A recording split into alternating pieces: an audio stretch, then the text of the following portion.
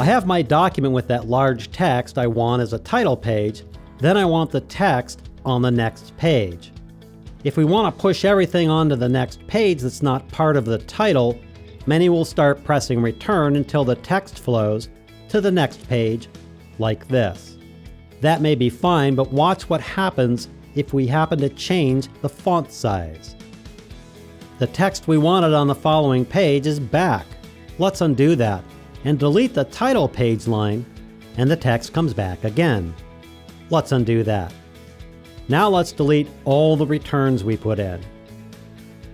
Place the cursor right before the To text, drop down the Breaks icon menu, and select Page Break.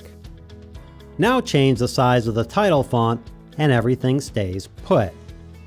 Let's delete the first line, and again, the text we want on the second page stays where we want it. You would use page breaks for anything you want to contain on one or more pages, such as a title page, table of contents, cover page, new chapter, and so on.